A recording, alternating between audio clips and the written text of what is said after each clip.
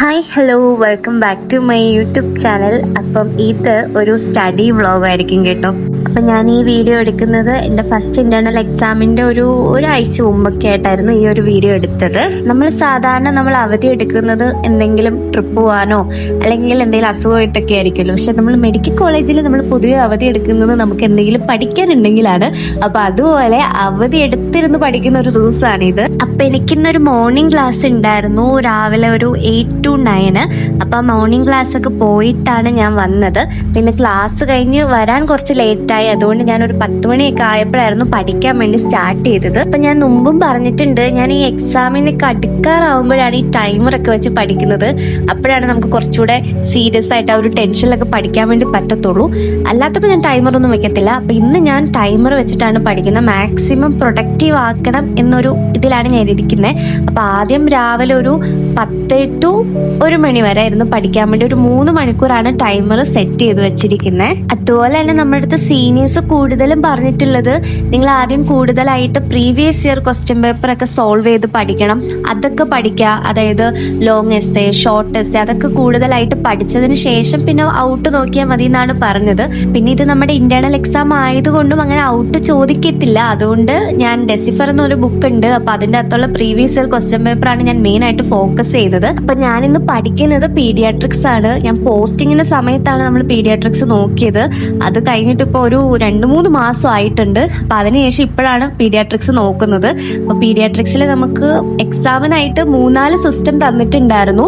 അപ്പൊ ഞാൻ ഓരോ സിസ്റ്റം പഠിക്കണമെന്ന് ഓർത്തോണ്ടിരിക്കുക. അപ്പൊ ഇന്ന് എനിക്കൊരു സിസ്റ്റം തീർക്കണം. അപ്പൊ ഇന്ന് ഞാൻ നോക്കുന്നത് ഹെമറ്റോളജി ആണ്. അപ്പൊ ഹെമറ്റോളജിയിൽ ഫ്രീക്വന്റ് ആയിട്ട് ചോദിക്കുന്ന കുറച്ച് ടോപ്പിക്സ് ഉണ്ട്. അപ്പൊ ആ ഓരോ ടോപ്പിക്സ് നന്നായിട്ട് പഠിക്കാനാണ് ഞാൻ ഇരിക്കുന്നത്. പിന്നെ ഞാൻ മാരോ വീഡിയോസ് നോക്കിയിട്ടാണ് ഞാൻ പഠിക്കുന്നത്.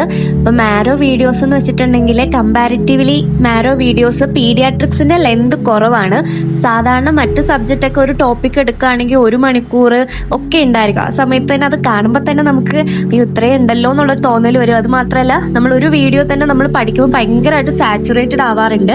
പക്ഷെ പീഡിയാട്രിക്സിൽ എന്ന് വെച്ചിട്ടുണ്ടെങ്കിൽ മാക്സിമം ഒരു 40 മിനിറ്റ് അല്ലെങ്കിൽ 30 മിനിറ്റ് ഒക്കെയാണ്. അപ്പൊ നമുക്ക് കുറച്ചുകൂടെ കണ്ടു പഠിക്കാൻ കുറച്ചുകൂടെ സുഖമാണ്. പിന്നെ വേറൊരു ബെനിഫിറ്റ് എന്താന്ന് വെച്ചിട്ടുണ്ടെങ്കിൽ, നമ്മൾ പീഡിയാട്രിക്സിൽ ഫോളോ ചെയ്യുന്ന ഓപ്പിക എന്ന് പറഞ്ഞ ബുക്ക് തന്നെയാണ് പഠിപ്പിക്കുന്ന സാറും ഫോളോ ചെയ്യുന്നത്. അതുകൊണ്ട് തന്നെ അപ്പൊ ഇതിലെ പോയിന്റ്സ് എന്ന് പറയുന്നത് ഈ ബുക്കിലുള്ളതും സാറ് പഠിപ്പിക്കുന്ന ഏകദേശം ഒക്കെ ഒരുപോലെ ആയിരിക്കും. അതുകൊണ്ട് കുറച്ചുകൂടെ ഈസിയാണ്. അതുകൊണ്ട് ഞാൻ മാരോ വീഡിയോസ് ആണ് മെയിൻ ആയിട്ട് ഫോക്കസ് ചെയ്തത്.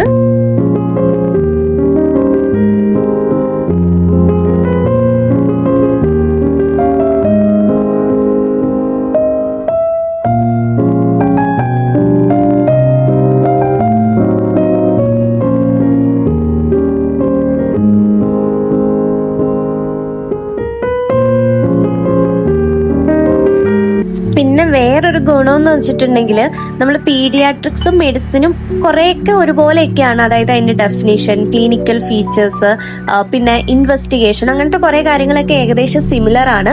അപ്പൊ അത് പഠിക്കുകയാണ് ഇപ്പൊ. അതായത് ഒരു സബ്ജക്ട് പഠിക്കുകയാണെങ്കിൽ മറ്റേ സബ്ജക്റ്റിലും കുറച്ച് യൂസ്ഫുൾ ആയിരിക്കും. ആകെപ്പാടെ ട്രീറ്റ്മെന്റിലായിരിക്കും കുറച്ചുകൂടെ ഡിഫറൻസ് വരുന്നത്. അതുകൊണ്ട് തന്നെ ഞാനിങ്ങനെ ഈ ട്രീറ്റ്മെന്റ്സ് മാത്രമായിട്ട് ഒരു നോട്ട് എഴുതി വെക്കണമെന്ന് ആലോചിക്കുന്നുണ്ട്. ഇതൊക്കെ എനിക്ക് എക്സാമിന്റെ ലാസ്റ്റ് നിമിഷം കിട്ടിയ കുറച്ച് ഐഡിയാസ് ആണ്. അത് എക്സാമിന്റെ സമയത്ത് അതായത് നമ്മൾ എക്സാം ഹാളിൽ കയറുന്നതിന് മുമ്പ് വായിക്കുമ്പോൾ കുറച്ചുകൂടെ നമുക്ക് ഓർത്ത് എഴുതാൻ പോയിന്റ്സ് കിട്ടുന്നുണ്ടായിരുന്നു. അതുകൊണ്ട് ഇനിയുള്ള എക്സാംസിനും അങ്ങനെ ഞാൻ ചെയ്താലോ എന്ന് ആലോചിച്ചുകൊണ്ടിരിക്കുക. കാരണം അത് ഭയങ്കര ഗുണം ചെയ്യുന്നുണ്ടായിരുന്നു. പിന്നെ അത് മാത്രമല്ല, പീഡിയാട്രിക്സ് എന്ന് പറയുമ്പോൾ 100 മാർക്കിന് ഒറ്റ പേപ്പറേ ഉള്ളൂ. അതുകൊണ്ട് ഈ ഒരു പേപ്പറിൽ തന്നെ മാക്സിമം മാർക്ക് മേടിക്കണം. അതായത് ഒരു പേപ്പറിൽ കുറഞ്ഞിട്ടുണ്ടെങ്കിൽ മറ്റേ പേപ്പർ കോമ്പൻസേറ്റ് ചെയ്യാനുള്ള ഒരു ഓപ്ഷൻ ഇല്ല.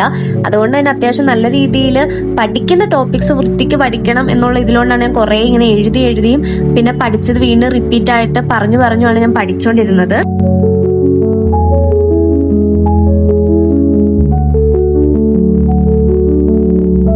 അങ്ങനെ നമ്മൾ സക്സസ്ഫുൾ ആയിട്ട് 3 അവർ കംപ്ലീറ്റ് ചെയ്തു. അപ്പൊ ഇപ്പൊ 1 മണി ആയിട്ടുണ്ട്. ഇനി ഞാൻ പോയി ഫുഡ് കഴിക്കാൻ വേണ്ടി പോവാണ്.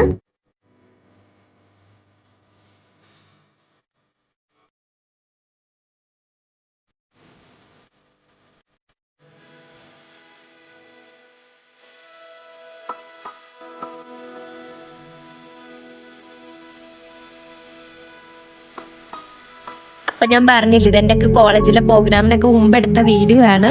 അപ്പൊ ഞാൻ ആ സമയത്ത് കോളേജിൽ എന്താണ് ഇടേണ്ടത് ഓണത്തിന്റെ സമയത്ത് എന്നൊക്കെ ഇങ്ങനെ പിൻട്രസ്റ്റിൽ നോക്കിക്കൊണ്ടിരിക്കുക. സത്യം പറഞ്ഞാൽ ഇതുപോലത്തെ എക്സാമിന്റെ സമയത്താണ് ഇതുപോലത്തെ കാര്യങ്ങൾ നോക്കാനൊക്കെ ഭയങ്കര തൊല വരുന്നത്. അങ്ങനെ നോക്കി നോക്കി കുറെ സമയം പോവുകയും ചെയ്യും. അപ്പൊ ഇപ്പൊ 2 മണിയായി. ഇനി അടുത്ത സെക്ഷൻ പഠിക്കാൻ വേണ്ടി പോവാണ്. അപ്പൊ അതിനു വേണ്ടി ബുക്സും കാര്യങ്ങളും ടാബൊക്കെ എടുത്ത് വെച്ചിട്ട് റെഡി ആവാൻ വേണ്ടി പോവാ. അപ്പൊ ഞാൻ ഈ ഒരു ടൈമിൽ 2 മണിക്കൂറാണ് ടൈമർ സെറ്റ് ചെയ്യുന്നത്. ഉച്ചയൊക്കെ ആയതുകൊണ്ട് അതിൻ്റെതായിട്ടുള്ള ഒരു ക്ഷീണവും കാര്യങ്ങളൊക്കെ ഉണ്ടാവും. അതുകൊണ്ട് ഞാൻ ഒരു 2 മണിക്കൂർ മാത്രമേ ഇപ്പൊ സെറ്റ് ചെയ്യുന്നുള്ളൂ.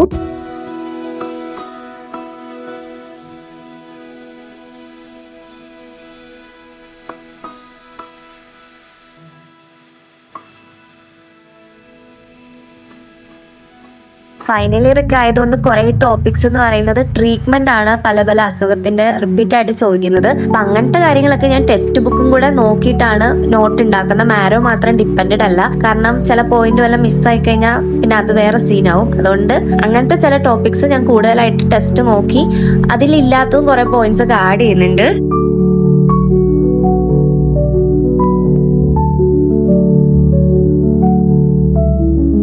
ഞങ്ങൾക്ക് പീഡിയാട്രിക്സിന്റെ എക്സാം 50 മാർക്കിലാണ് നടന്നത്. അപ്പം എനിക്ക് വലിയ കുഴപ്പമുണ്ടായിരുന്നില്ല. എനിക്ക് അത്യാവശ്യം ഈസി ആയിട്ടുള്ള ഒരു എക്സാമിൽ ഒന്നായിരുന്നു പീഡിയാട്രിക്സ്.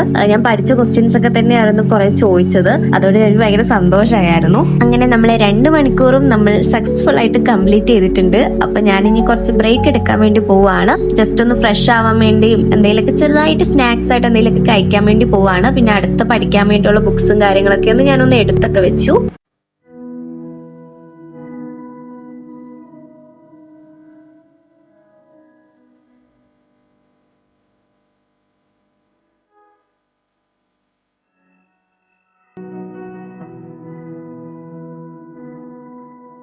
അപ്പൊ അതൊക്കെ കഴിഞ്ഞിട്ട് ഒരു 5 മണിയൊക്കെ ആയപ്പോഴേക്കും ഞാൻ വീണ്ടും പഠിക്കായിരുന്നു. ഇപ്പൊ ഞാൻ ഒരു 1 അവറാണ് ടൈമർ സെറ്റ് ചെയ്ത് വെച്ചിരിക്കുന്നത്. അപ്പൊ ഇപ്പൊ ഞാൻ പഠിക്കാൻ വേണ്ടി പോകുന്നത് മെഡിസിൻ ആണ്. മെഡിസിന്റെ ഒരു പോർഷൻ എനിക്ക് പെൻഡിങ് ആയിട്ടുണ്ടായിരുന്നു റുമറ്റോളജിയിൽ. അപ്പൊ അതൊന്ന് പഠിക്കാൻ വേണ്ടി പോവാണ്. അപ്പൊ മെഡിസിന്റെ എക്സാം എങ്ങനെ ഉണ്ടായിരുന്നു എന്ന് ചോദിച്ചു കഴിഞ്ഞാൽ ഒരു ഓക്കെ ഫീലിംഗ് ആണ്. സർജറിയുടെ സ്റ്റഡി വ്ലോഗിൽ ഞാനത് പറഞ്ഞിട്ടുണ്ടായിരുന്നു. പിന്നെ എനിക്കൊരു റിഗ്രറ്റ് വന്ന എന്താന്ന് വെച്ചിട്ടുണ്ടെങ്കിൽ ഒന്നുകൂടെ ഒന്ന് ആക്റ്റീവായിട്ട് റിവൈസ് ചെയ്തിട്ടുണ്ടായിരുന്നു. ചില ക്വസ്റ്റ്യൻസ് എനിക്ക് ചെയ്യാൻ വേണ്ടി പറ്റുമായിരുന്നു. അപ്പൊ അതിലെനിക്ക് കുറച്ച് സങ്കടമുണ്ട്. അല്ലാത്ത പക്ഷം ഒരു ഓക്കെ ഫീലിംഗ് ആണ്. പിന്നെ ഞങ്ങളുടെ പേപ്പർ ഇതുവരെയും ചെക്ക് ചെയ്തിട്ടില്ല മെഡിസിന്റെ. ഞങ്ങളിങ്ങനെ ചോദിക്കാറുണ്ട്, പക്ഷെ ചെക്ക് ചെയ്തിട്ടുണ്ടായിരുന്നില്ലെന്നാണ് പറഞ്ഞത്.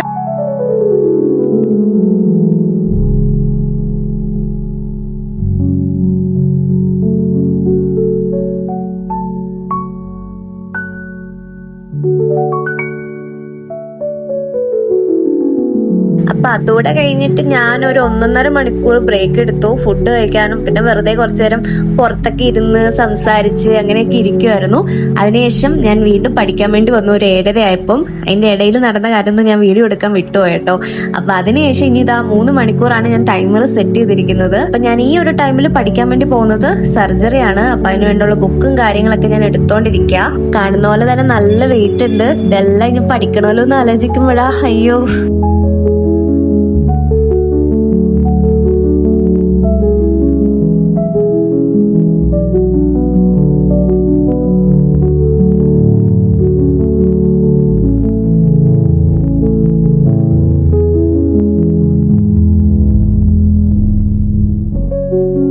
അങ്ങനെ ഞാൻ പഠിച്ചുകൊണ്ടിരുന്ന സമയത്ത് പെട്ടെന്ന് എനിക്ക് വിഷമം വന്നു. അതായത് ചില സമയത്ത് നമുക്ക് കാരണമില്ലാത്ത രീതിയിൽ നമുക്ക് വിഷമം വരത്തില്ലേ, അങ്ങനെ ഒരു സംഭവം ഉണ്ടായി. അപ്പൊ ഞാനൊന്ന് കരയാൻ വേണ്ടി തുടങ്ങി. അതായത് ഞാൻ വീഡിയോ എടുത്തോണ്ടിരിക്കുക, അതിന്റെ ഇടയിൽ ഞാൻ കരയാൻ വേണ്ടി തുടങ്ങി. അതെന്താന്ന് എനിക്കും അറിയത്തില്ല. ഞാൻ ഒന്നാമതെ കുറച്ച് ഞാൻ പറഞ്ഞില്ലേ കുറച്ച് സെൻസിറ്റീവ് ആണ്, ഓവർ തിങ്കർ ആണ്. അതൊക്കെ ആകുമ്പോഴേക്കും പെട്ടെന്ന് എന്തെങ്കിലും തോട്ട് മതി ഇരുന്ന് കരയാൻ. പിന്നെ അതിന്റെ കൂട്ടത്തിൽ പീരീഡ്സിന്റെ മുമ്പും കൂടെയാണ്. ആ സമയത്ത് ഇതുപോലെ ചുമ്മാ എനിക്ക് സങ്കടം വന്ന് ഞാൻ കരയാറൊക്കെ ഉണ്ട്. അതുപോലെ പെട്ടെന്ന് വന്നു, അങ്ങനെ ഇരുന്ന് കരഞ്ഞു. പിന്നെ കുറച്ച് കഴിഞ്ഞപ്പോ ശരിയായി, അത് വേറെ കാര്യം.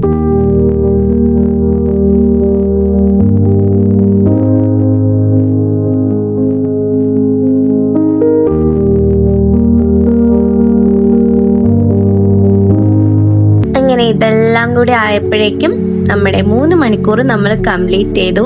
അപ്പോൾ ഓൾമോസ്റ്റ് പഠിക്കാൻ ഉദ്ദേശിച്ച കാര്യങ്ങളൊക്കെ കവർ ചെയ്തു. അപ്പോൾ തന്നെ ഭയങ്കര സന്തോഷമായി. പിന്നെ നാളെ എനിക്ക് ഗൈനക്കോളജിയിൽ എനിക്ക് സെമിനാർ പ്രസന്റേഷൻ ഉണ്ട്. അപ്പോൾ ഇതാണ് എൻ്റെ ടോപ്പിക്ക്. അപ്പോൾ അതിൻ്റെ PPTയും കാര്യങ്ങളൊക്കെ ഒന്ന് സെറ്റാക്കി പിന്നെ ഞാൻ ഇതൊന്ന് വായിച്ചു നോക്കുവാണ്. അല്ലെങ്കിൽ നാളെ ചെന്നിട്ട് ബബ്ബ അടിക്കേണ്ടി വരും. അപ്പോൾ അതൊക്കെ വായിച്ചുകൊണ്ട് നോക്കിക്കൊണ്ടിരിക്കുക. അങ്ങനെ ഞാൻ 9 മണിക്കൂർ ഈ ഒരു ദിവസം പഠിച്ചു. അപ്പോൾ അത്രേ ഉള്ളൂ ഈ ഒരു വീഡിയോ. നിങ്ങൾക്ക് ഇഷ്ടമായിട്ടുണ്ടെങ്കിൽ ലൈക്ക് ചെയ്യുക, കമന്റ് ചെയ്യുക, പിന്നെ സബ്സ്ക്രൈബ് ചെയ്യുക. അപ്പം നമുക്ക് അടുത്തൊരു വീഡിയോയിലേക്ക് കാണാം. ബൈ.